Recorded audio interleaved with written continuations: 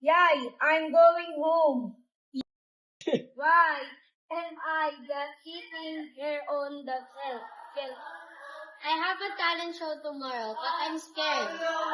Why are you scared? What if people laugh at me?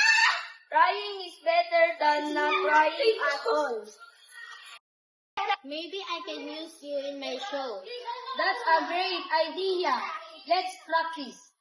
Hello everyone, today I will tell a story. See, you're doing already. I'm nervous.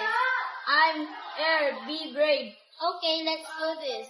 Being brave means trying even when you're scared.